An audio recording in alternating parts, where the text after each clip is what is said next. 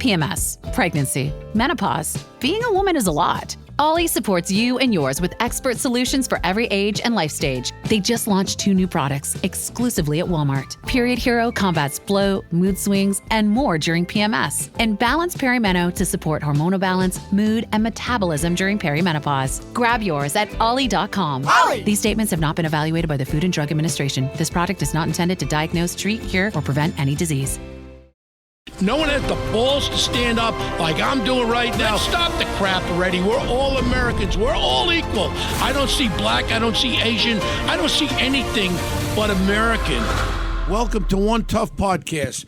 We bring ourselves up to date with what's going on all week long. Today, I got a friend of mine. How many years? Oh, way back to when you were running against Congressman Floyd Flake for the congressional seat. And I and my wife at the time, I'm forgetting which one. 1, 2, 3, 4, 5. Oh, that's right, Lisa.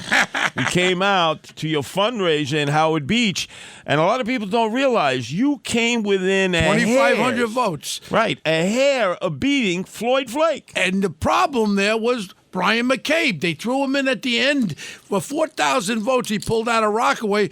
I don't think those 4,000 votes were going to Floyd Flake, and he took it. And I'll never forget, we went to Joe DeCandia's place in Howard Beach, and we went in there. I had a victory party. It was a losing party. And next thing is they walk in, McCabe and his wife. I said, well, Brian, we gave it a shot. She goes, oh, no, we didn't lose. The next day it was announced that Floyd Flake putting Brian McCabe as his chief of staff. Yep. Duh, Bo learned about politics like you learned about politics. Oh, exactly. But that was incredible because everybody said you didn't have a chance. Yeah. A lot of that area was African-American when you go into Southeast Queens. Plus, he was a noted pastor, huge church, so he had immediate turnout. And had it not been for the Irish Riviera, you would have won. Well, listen to me. You don't remember, but who turned on me at the end was a guy named Al D'Amato. Because I did my investigation, and I found out that Al D'Amato was being delivered the African Episcopal Methodist Church. Floyd Flake was delivering him all those votes all along. So when at the end, first he endorsed me with Ronald Reagan was there, Al D'Amato was there, rah, Bo's our guy and all that.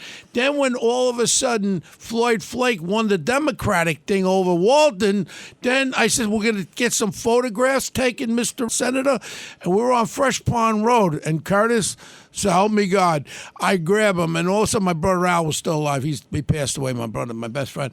So all of a sudden, I grab him on Fresh Pond Road, and I said, hey, Senator, you going to take some pictures and give me the endorsement? He goes, look at Bo, I'll do what I want to do. I grabbed him by his shirt. I said, I ought to crack you right in your face. My brother held my arm back, and Armand D'Amato was there. I said, I'll punch you in your face, too.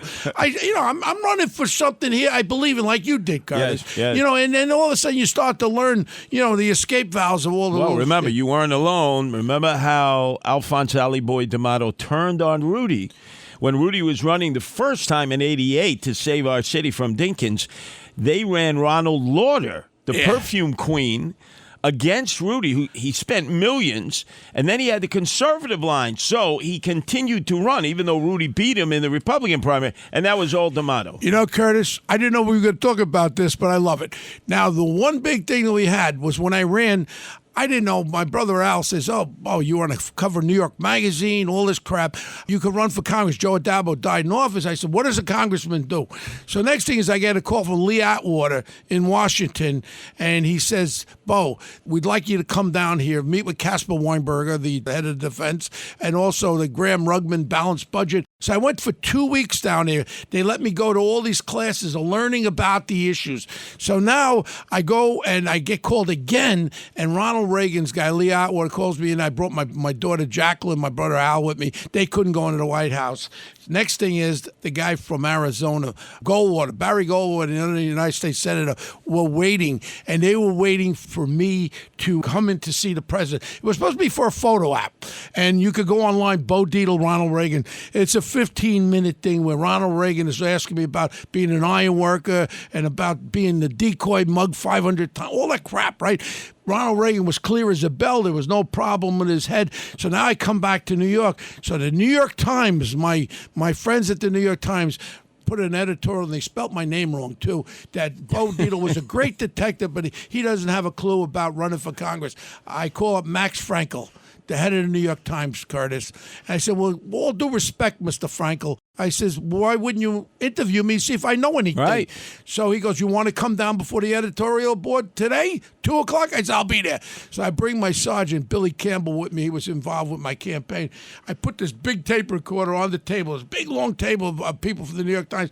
I put it on, Curtis. I said, this so I don't get misquoted. I put it 2 hours talking about getting stabbed, shot at, all the crap, being one of the original decoys. Next thing is they print a retraction the next day, and they said that Bo Dietl would make the most formidable congressman from the area. He knows the issues very well. The crack problem. My last case was the Palm Sunday massacre where the guy killed 10 people. So all this crap came out. Next thing, Curtis, is that they actually put a retraction. He said, we apologize to Bo for spelling his name wrong, and we does know the issues, although we're not going to change our endorsement with their endorsing of Floyd Flake. But when do you ever get an apology from the New York Times? No, never. That never happens. But by the way, with the passing of Ray Liotta, that famous scene, it stands out in my mind when you jam him up at the end, when the helicopter's over his head and he's riding around, and then you guys jump him and you arrest him and you bring him to the station house. And I remember you were sweating him down, say, hey, tough guy, you're going away for a long, long time. Next thing you know, he's out there, Wyoming in the Witness Protection Program, Henry Hill. Well, let me tell you, as far as actors go, Curtis, this was one of his first parts. He was in every scene. It was probably one of the greatest performances by an actor. Oh, absolutely. He took it up. Did you see how they looked with the dark circles when he was coked out and all that? That was a great movie. And Nick Pileggi, who I'm going to be doing another big movie with, but Nick Pileggi wrote it. It was called Wise Guy. So when I first retired, he found out about it. He called me to he had an apartment, I think, on 18th Street. And he had that old Remington typewriter. He's typing away. He was writing a book called Wise Guy. So he goes, wait a second, Bo, you're from Ozone Park. Did you know Henry Hill? I said, oh, that scumbag. I says, we used to throw him out of the bar at the Stratton on Queens Boulevard. He's a punk. Oh, well, now he wrote a book. So next thing is, he goes, did you know Jimmy Burke? I said, we used to drink 10-cent beers with my illegal draft card on Lefferts Boulevard. We used to have 10-cent beers. So now he's naming all these. And I said, I also locked up Jimmy Burke on 2 homicides when I was in the 7-5 homicide team. So he's rattling these names. Paul Vario, he had the car lot on Lank Avenue. Oh, sure. So everybody is rattling away. And then the whole thing with the Lufthansa and Stick Up and all. So that's how I first got involved. Then he introduced me to, he wrote the feature article on me in New York Magazine, which probably was the difference between me and every other cop, detective, whatever. That catapulted me. Also, they mentioned about the one thing I had that nobody else had, the Rayo's table every Thursday night. Every one of these corporate guys and actors, everybody wanted to have dinner at Rayo's with Bo. So I thought they liked me, Curtis. It was all my accessibility to the Rayo's table. Of course. So I would say the difference in my life, and also the physical strength. Yes. When I was at Richmond High School, I was high bar champion and parallel bars, but we had a physical fitness team. That was after Kennedy got whacked in '63. So you had 5 guys that did push-ups, pull-ups, sit-ups, squat, thrust, run. We had a team of 5 guys that competed all over the country. We used to compete the finals at Quantico Marine Corps Base. Sure. So we were doing 4 hours a day. When I went into the police academy, it was like a joke. I used to do 40 pull-ups, 180 push-ups. I just did 82 and 82 push-ups before I came. Now, how did you do on the rope? Because that's where all guys were embarrassed, having to go up the rope. That was one of my real fast ones, and I wouldn't use my legs. We would do it in an L shape right up the rope and bang the top thing. I was there, Kurt, but you got to remember, I kind of cheated because I had 4 hours a day. On Thanksgiving morning, we'd be in Cunningham Park doing push-ups, pull-ups, sit-ups, squat. Sure. So I developed this enormous strength that I took construction. I worked as a laborer, then iron worker on the World Trade Center. Then when I was a cop, I never killed nobody. One tough cop never killed anybody. I got shot at. I got stabbed. I always depended on my physical strength. And that was one of the things that really catapulted my life was the physical. I didn't have to shoot nobody. I could fight with anybody. The Hayes brothers, they were Nicky Bond's guys. I used to fist fight with these guys. The gang members, the 7 Immortal Savage Skulls. I used to sit in the back of the store with the Puerto Rican owners there. When they would come to shake them down, extort them, I'd come out of the back. And Tommy Colleran, my partner, used to have a 9mm. He would stand there and say, "This is a fair fight." I'd fist fight with him. I wouldn't lock him up. I say, "You come back here." I said, "Then you're going to get locked up." But always depended on that physical strength, and that got me through being a cop. Well, because then people had a real fear of police, an honest fear of police. Well, we can lock them up too. Who keep them in order. Now, there's no fear of the police because the police have been handcuffed, and not only that, they can't touch a guy this way. They can't. No, how do you arrest somebody, put handcuffs, if you can't climb on top of them? Headlock. Headlock has been misconstrued. That's one of my words. Misconstrued means I've taken guys, hundreds of guys down, big guys. I was only 5'8" at one time. 6'3" guy, you grab him a headlock, you bring him down to the ground. You can't not touch him. Now that you can't do a headlock because they call it a chokehold. That's a right. chokehold is an headlock, and you're a fighter, Curtis. You know what I'm talking. Did anybody ever die from you getting them in a headlock? No. Never. Or put them in the Sicilian backbreaker to make sure that they didn't reach for any kind of a weapon. And by the way, I remember when you became a cop, did they have the height requirement then? Yeah, at 5'8", I had to sleep on the floor. I made it. Now I would be one of the tallest cops out there. Well, remember 2-ton Tony Seminario, the assemblyman from Richmond Hill, Queens? 400 pounds Seminario. He couldn't become a cop. He would go to the Palagonia Bakery with his friends, and they'd have the truck, and it would pull out from the dock, and he would hold on, and they would try to stretch him. Well, I had to sleep on the floor because back then you had to go down to Worth Street, and they had this thing where you put your heels. They checked the bottom so you wouldn't put no chewing gum under your heels, and the red light and green light. And I made it. My brother Alan, God rest his soul, was too short. He couldn't go on. He was like half an inch too short. And a lot of those guys went on to corrections, like firemen. 2-ton Tony Seminario went to corrections on Rikers. So I think that takes us to a really important issue today. Everybody's shocked with these mass shootings across the country. They highlight it, and we all feel it. We all get it. But do you realize what's going on across our country? We're becoming one of the murder capitals of the world. We used to talk about Mexico, 35,000 murders a year. Oh, my God. Do you know how many murders were in 2021, Curtis? No, give me that number. Over 21,000 murders across this country. Of them, over 13,000 were blacks killed by 98% other blacks. Sure. Right now, we're worrying about the mass shooting. My thing is the mass killings are being done every day in our mostly democratic cities with the tightest gun control. All of a sudden, you get this hokel schmokel, gun control. It ain't the guns that are killing people. Also, the fact that they're able to go on social media, all these little gangbangers that we all know. Sure. They're standing there with their nines and they're all their equipment. Excuse me, if you're a convicted felon, Curtis, and you're posing with a gun, that should be enough for the cops to get a warrant, go to your house, lock your ass up, and get the gun and get you and lock them up. The only problem is when they get locked up, Curtis, why do you think cops are frustrated? They're right out the door.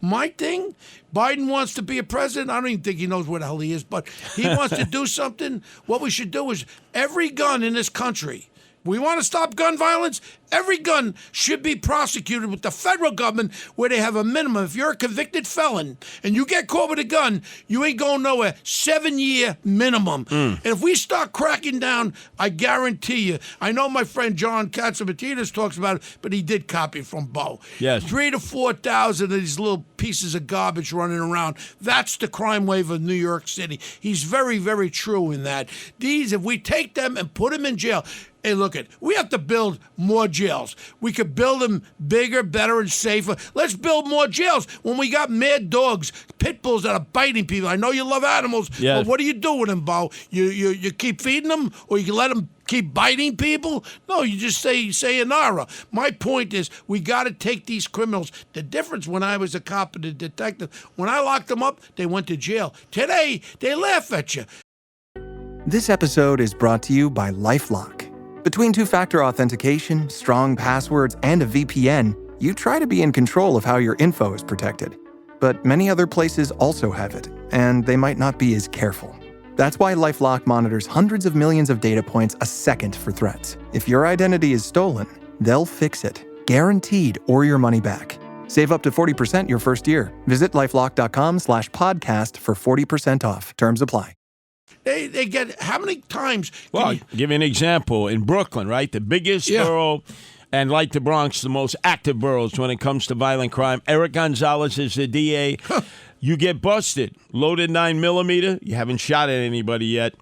First time, you go to remediation. Once a week, they have Coca-Cola pizza for you, and you have to promise you'll never do it again.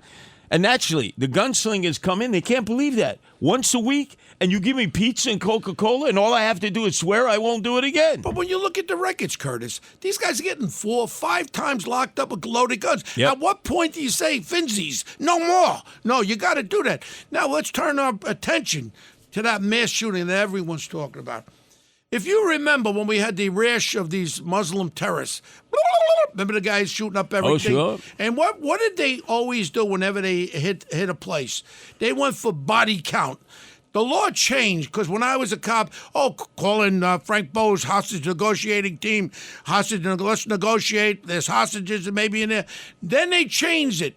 Across this country was changed. When you have an active shooter, what are you supposed to do, Curtis? You're supposed to go in there and stop that active shooter. Right. Because all they want is body count. Sure. And it seems as though these little scumbag shooters, that's what they want, body count. So what do you have to do? It doesn't take rocket science. You got to find your balls and go in there. You might get killed, but that's why you took the job. That's why firemen run into a blazing fire. That's why you took the job. I'm very, very upset being an ex-cop that these guys didn't say, you know what, get a garbage can, put it in front of you, or whatever. Don't wait for nothing. Let's go in there, take this guy out. If we go in there with 5 of us blazing our guns at this little punk, let him try to take 5 of us out. But let's go. Let's save these children. I mean, when I look at those little faces, it's horrific. And I just feel as though, again, the cops are not getting any support. We know what's going on. You walk around these streets, cops tell me, well, I'm not getting involved, Bo. You know why? They want to take my pension. They want to take my job, fire me. They do. And then you got some morons that are sitting there that are judging these cops what they did. And then how, in God's name, do you arrest somebody without touching them? Well, the worst thing, Bo, is up in Albany, you had this state senator named Alessandra Biaggi, the granddaughter of Mario Biaggi, who got involved in 25 firefights as a New York cop, most highly decorated cop ever, Mario remember Biaggi. Mario, great, one of the greatest maybe of all time. So years ago, his son, Mario Biaggi Jr., Was a said, lawyer. Curtis, can you do me a favor? My niece would like to intern at WABC for the summer. Yeah. I said, no problem. It was Alessandria Biaggi who was responsible for repealing qualified immunity from all police officers from Buffalo to Brooklyn. So that means everyone else is protected by the taxpayers. It don't matter. Andrew Cuomo, judges, prosecutors. If you're a cop, you're no longer protected. So that means basically the granddaughter of Mario of Biaggi. Our hero, Mario Biaggi. Stripped cops of their qualified immunity, which is another reason the cops are not going to take a risk because nobody's got their back. It's very simple. If you don't support the cops ain't going to do their job. And you know what? I talk to them every day, and like you do too, because all the cops love you too, Curtis. And the fact is that they know that you're very supportive of what they do out there. Yeah. But when you get people riding these subways that are being victims, everyone's worrying about these little scumbag criminals. Oh, they had a bad upkeep. My father was born in Germany. My mother's born in Sicily. My father used to beat me with the belt buckle all the time. Did I turn out to be a bad kid? Respect, honor, and don't lie, and you're always there. My point is that these kids grew up without a father. I do understand it, but we have to not coddle when you got a guy blowing a guy away like on a subway, shooting that poor guy in the chest for no reason. We have a murder country right now. And if we don't get ourselves together, and there could be compromises. There could be compromises in Washington. Get the Republicans, let's compromise. There's no need for 40 banana clips, street sweeper with 100 rounds. We shouldn't be silences. Cop killer bullets. We should have some legislation to monitor. Hey, look, if you can't hit Bambi with 5 shots, you know what? You shouldn't have a right to. Because if Bambi was shooting back at you and you shoot your 5 shots, you know what you do? You leave. Let Bambi live. Well, the worst thing is gangbangers or anybody can go right online and order Kevlar, body armor, And I'll never forget, this is years ago, 2 Serbian guys, it was North Hollywood, California, robbed a bank. Yeah. All of a sudden, I remember LAPD showed up. And they had those flak vests on with the metal plates. They were shooting them, but they couldn't stop them. Right. The cops had to go to gun shops Exactly. to get more high-powered weaponry because they didn't have it. They had a shootout for 2 hours. As you said, LAPD bullets were bouncing off them. Yep. And they were just capping LAPD officers along the way. I remember that. And they had the armor-piercing bullets that were piercing the vests of the cops even. But, we have to all get together. There's no one solution here, Curtis. It's got to be. And social media. I'm up for banning all these violent videos. Called it armor, called it this. I know a lot of people became very rich by it. But right now, that influence of that violence has to be debated in Congress. Why do we need to see a guy's head exploding? And that's part of these serial killers and these mass murderer guys. They all, when they look at their social media, they're all on that social media. There's some rhyme or reason to it. That's one part of it. Also, what you just said, complete background, but using the social media before you're able to get a license. Let's do a background on social media. Let's see what's being posted. We've got to get smart. It's not a one solution again. And also incarceration of the criminals that are out there committing these crimes. You'll see if we start putting them in, build Rikers Island better. Build better dormitories there, more safer dormitories. I was just watching it on the news with this new correction guy. They got new cells. It took that long for new cells. Get the federal government to get up with the gap because America is being murdered. Our country is being murdered by the criminal element, not just shooting people. I'm talking about people smacking people in the face, punching people, robbing people, walking into stores, going shopping. Where are we going, Curtis? I've never, in my lifetime, 72 years coming up if I make it, 72 years, I've never seen it this bad. But the overall feeling is so horrible. I tell you, I wake up in the middle of the night worrying. I'm worrying, and I don't worry about much of anything. And I worry about the direction and all of it with our economy, with the turning on the cops the way it is. I mean, what's the answer? There's got to be a long effect of a communication between the Democrats and Republicans. But then you have your girlfriend there, Chazio. Did you marry that one yet? No. Oh, I figured you married her along the way. I figured she was going to be one of your wives eventually. But the thing is that, it has to be a mutual camaraderie where we have to realize the fact of what is going on out there. It's not a Republican or Democrat thing. But history tells us it's got to get worse before it gets better. Unfortunately, liberals and progressives have got to experience becoming victims and feeling the crime due, which they're starting to. Look at Park Slope, right? Never had problems. Yeah. The church sanctuary violated. They stole the tabernacle, $2 million.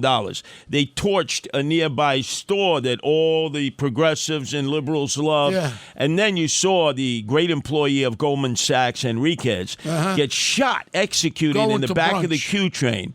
And you notice that Bill de Blasio, who wants to run for Congress in that area, he had nothing to say about all three of them, and he wants to be the congressman. He wants to go to Washington to destroy our country like he destroyed the city. Say what you want about Eric Adams, and I understand. Look, all I say was out of the group that was there, he was the best of a lot of. We had Wiley Whiplash there. So I was just praying. I was praying to God. I'm not happy with what's going on with him. I'm just praying to God, and I've tried to reach out many times. He has to do an assertive effort. He has to get on the soapbox, and he has to talk about what we're talking about today, what we have to do. We just can't keep kicking the can down the street. We have to deal with it. Well, I think what he has to do is, instead of speaking generically, he's got to name and shame. Right, and go after He's got to say Cousins in the state Senate, Hasty in the Assembly, Alvin Bragg. He won't condemn Alvin Bragg. No. You know what you do now? You show up at Duane Reade, the looter who says, I won't shoot you, I'm just going to loot. Give me my Alvin Bragg swag bag, please, so I can go up and down the aisles. But the worst thing in the world, Curtis, was when he gave a B+ to Big Bird De Blasio. Yes. And I'm going to tell you something. I still stand on this thing. When I ran against this creep, I stood on one thing, was the fact that when we had the bribery with those two Jewish guys from Brooklyn, they gave money to somebody. But to have bribery, a bribe giver and a bribe receiver. And he was the bribe receiver. Yes. Never were prosecuted. His wife there, Toodly-Doo, Toodly-Dee, whatever her name is, she took $1 billion, and I guarantee you they have these nonprofits and they have backdoor head. I have a slush fund back there where it was going to. Right, I'm saying it again. Why don't you sue me for slander or libel? One of those good things, Mr. De Blasio, because I'd love to depose you and your wife. He doesn't want to sue nobody because that will open Pandora's box. Course. He was the worst mayor for 8 years that we ever had. He put he insisted on these bike lanes, these motorcycle guys. Now you got the Sunday afternoon. You ever see what goes on Sunday afternoons in New York City on a Sunday afternoon? Oh, yeah, the About ATVs, the quads. ATVs, and nobody's stopping them. You use aviation. You follow them to wherever they go, and then you hit them with a warrant. You crush the damn thing. We have, because I've been over to Floyd Bennett Field, where they keep the plane, they keep the helicopters. Yep. They have all these modern drones, small drones. They could easily be assigned. Just follow these guys when they're popping their wheelies. And the next thing you know, there's a roadblock with cops up ahead. And you check their papers, most of those bikes are stolen. They got no license, no registration. You take them to the precinct. You say, when you get your paperwork, come retrieve No, it. you crush the damn thing. Of course, but by then you crush it. You see, but now all of a sudden, you would have made a great mayor. You would have made a great mayor, Curtis. And that would hands down, well, what we got today, because you know the reality. I knew the reality, too. Everyone was afraid of me. Then, I don't want to talk against the head of the Republican Party at that time. All I said was, let me run against Malatakis in a primary. They threw me off the Republican, Democratic lines. That was Bill de Blasio, had his general counsel. Yeah. They didn't want me to run as a Democrat because I would have beat him up really good. And every time he saw me, Curtis, he's 6'9". He runs. He's got ball bag like BB's. He'd run off the stage. My point was, they didn't want me to run, and I should have stayed as a Republican from the beginning. I listened to Ken Langone and Steve Cohen from the Mets. I listened to them. Oh, become a Democrat. You know what? I don't agree with party. We have good Democrats. Look at the guy in West Virginia, Manchin. Sure. If he ran for president, you know what, Curtis? I'd vote for him tomorrow because he told everybody, no, I'm doing what's right, not what you want me to do. Manchin is my choice. He should become a Republican and let him run. And you know what? Donald Trump, I know him 40-something years. His big problem is he's a narcissist and he makes up stories and people hate him. He'll never get reelected. And I don't want to waste this election. I need someone that can win. Oh, no, understood. Because who's going to back up Fredo there? Right. But look. In golf, precision is everything, on and off the course. PGA of America chose advanced 5G solutions from T-Mobile for Business for smooth operations and seamless transactions. Together, we enhance ticketing and concessions for better fan experiences from gate to green. This is pro-level efficiency. This is PGA of America with T-Mobile for Business. Take your business further at T-Mobile.com/now. Trump went through primaries. He'll go through primaries again as he tries to become president. Biden went through primaries. Primaries are good. I went through a primary to win the GOP nomination against Mateo. We should encourage primaries because when you have primaries, you have choice. Then you get to hear the candidates and you get to make a choice. When there are no primaries, you have no idea who the people are because they don't have to speak up. And even with a Republican thing going, I tell you what, this kid, Giuliani, I'm loving him more and more. Oh, yeah, Andrew. I ain't married to anybody. And when I listen to this kid, Giuliani, we need fresh blood. And he comes with his father's feelings and his father's view of what has to be done. We know we have a serious problem, Curtis, across this country. This is the murder capital of the world now. And every one of our Democrat city with the tightest, though the guns are guns. No, we have the tightest gun control in this state, in this city, and still the murders are just flying through the roof. It's not the answer. The answer is incarcerating the criminal element that is pulling the trigger of those guns, put them in jail, build new jails,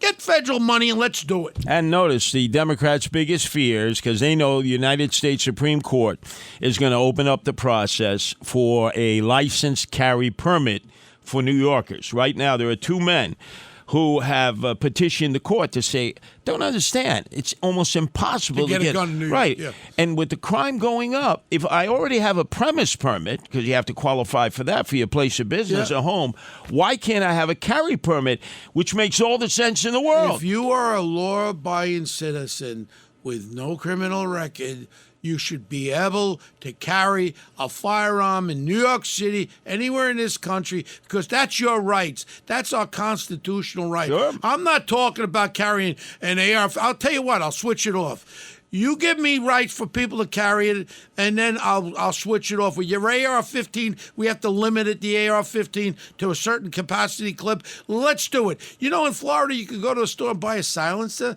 Do you know in Florida you could go to a store and buy bullet-piercing killer cop bullets? Yep. We have to get our hands around. Also, again, let's go back to the checks. Social media has been deemed, when I do investigations, corporate investigations, we hit that social media. Tells you everything. That should be used in a background check. Also, if there's a red flag that goes up, it should be given to the local police there to investigate this. If there's any kind of mental illness, I'm sorry to say with the HIPAA laws, HIPAA dipper. My point is this is now life and death. This has to be a central place where we can disseminate if someone has mental problems and they're dealing with it. Certainly, they should be red flagged that they cannot buy a firearm. Also, I love your idea about the tactical equipment. What do we need tactical equipment other than cops and soldiers? What else? What Exactly. Look, you look at New York City. We're down at 34,000 cops. Rudy will tell you on his best day and worst day, if he hadn't had 40,000 cops when he got elected because of Safe City, Safe Streets, the special tax that Dinkins and Peter Vallone Sr. put into effect, all that money went to hiring and training cops. Rudy said, I wouldn't have been able to turn the city around. I needed the cops. Well, and luckily, he had the right choices to run the police department, and he had the cops to do it. And you had the support for the cops. Yes. You don't have these people running the CCRB, these liberal. I don't want to say more because I get in trouble every time I talk about these liberals. The point is, it's a kangaroo court.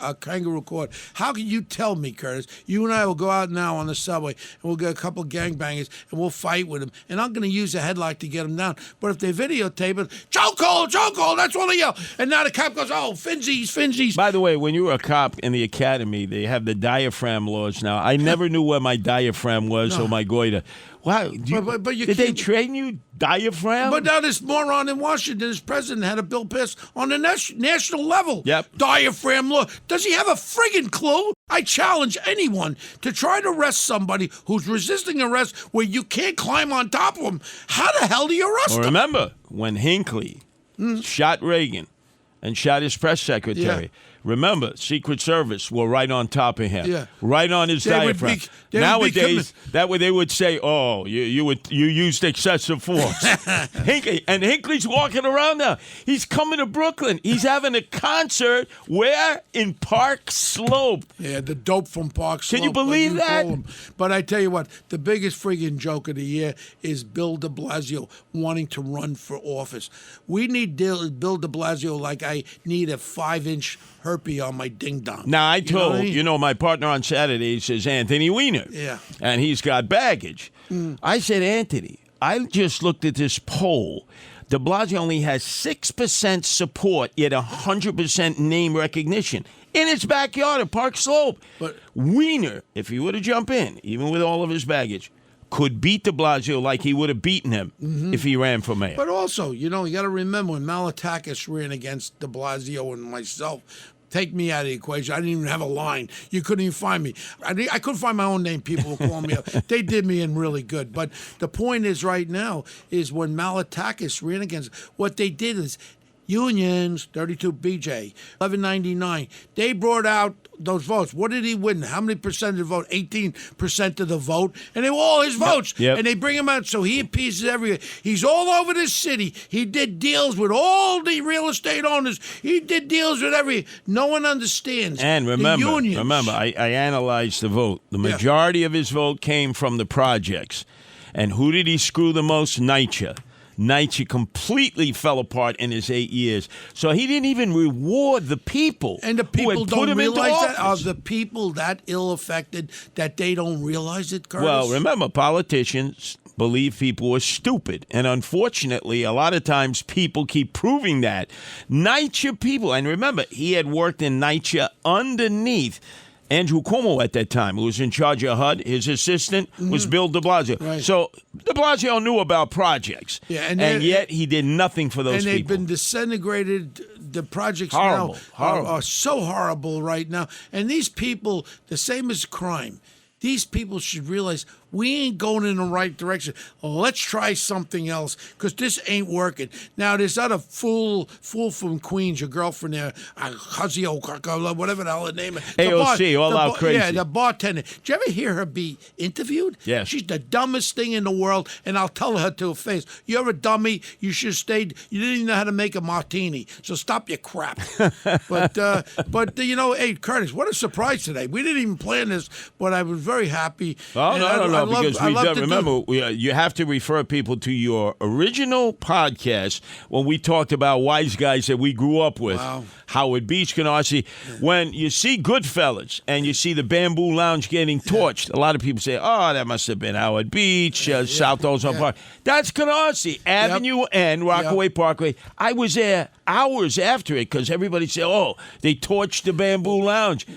Paulie Vario, Lucchese's, a lot of their time spent was right there in Canarsie. Well, I do the Gravesend great little series on TV. I've been doing. I get shot in the stomach and shit, but it's fun. But the big one coming, Nikki Pileggi just put it together.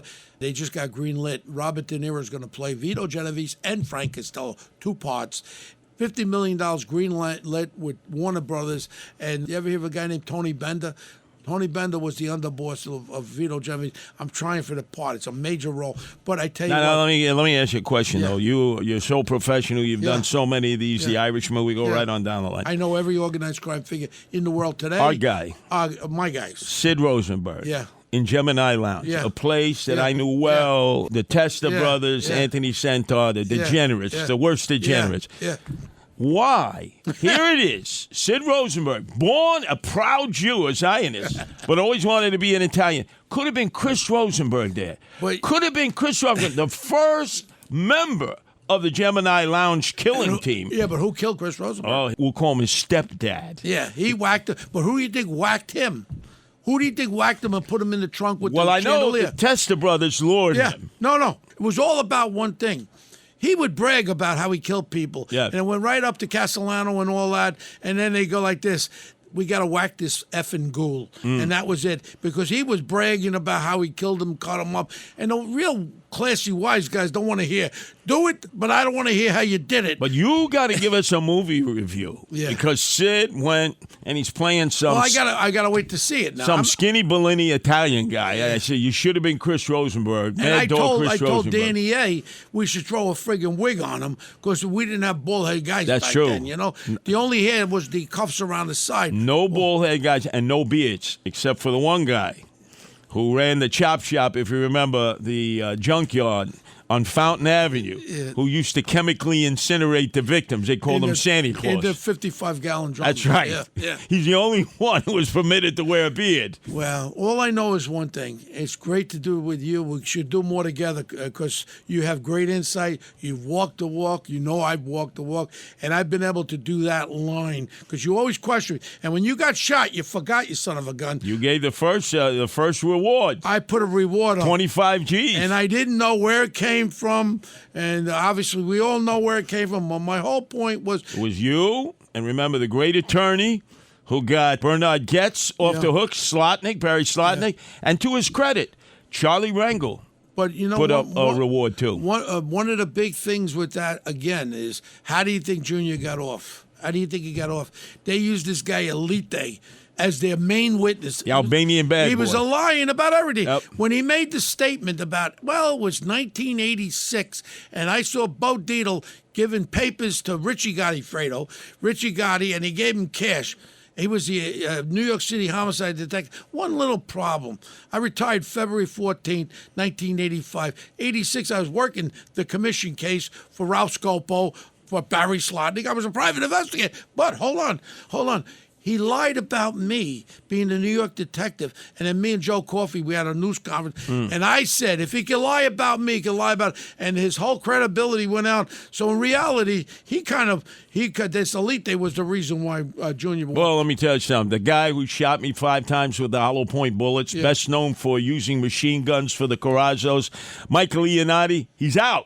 He's out. He got out of Fort Dix recently. Yeah. So guys are coming up to me, he's out. He's out. So, Bo, what I told him is I said, he better go for target practice because if he's going to try to do it, he's got to shoot me in the head. Well, you know what? I'm glad that they missed, and we move on, and you're my friend, and I like what you did when you ran for mayor. I'm just sorry you were pissing in a hurricane, and you didn't get the support you should have from everybody. Well, what we got to do, you got to promise, like Siskel and Ebert. Good. We get the popcorn, we sit there, we watch Sid Rosenberg try to follow in your footsteps in Gemini Lounge. And this way we'll critique it. Because I knew the boys at the Gemini Lounge. You knew them. Yeah. Let's see how close to reality Sid comes. Because he knew quite a few of them, too. Yep.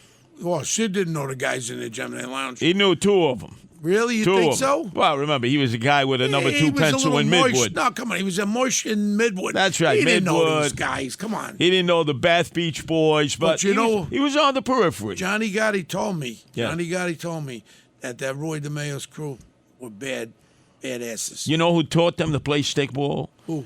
Joey Testa, Patty Testa, and Anthony Don't Centaur. tell me Pepitone. Curtis Sliwa. What about Joey Pepitone from Canarsie? Oh, yeah, well, he's the fixer for Mario Faccia Brutta Cuomo, 69th Precinct. And the Testas, their own brother was in the 69th Precinct, feeding him information. Wow. See, all roads lead to Canarsie. Yeah, or Ozone Park. Yep.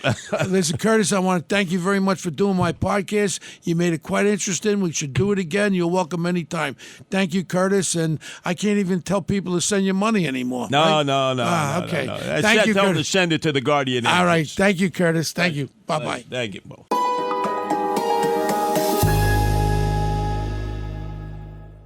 Hello, folks. Larry Kudlow here. Pay attention, because China is leading the largest anti-American alliance since World War II. One that's already dumped U.S. bonds, grabbed 43 million acres of our farmland, and is plotting to dethrone the dollar. That's why IRA and 401k savers are protecting their savings with gold. Please go to freegoldguide.com/Kudlow or just call 800-621-3908 for your free gold guide on how to protect your wealth with gold 100% tax-free.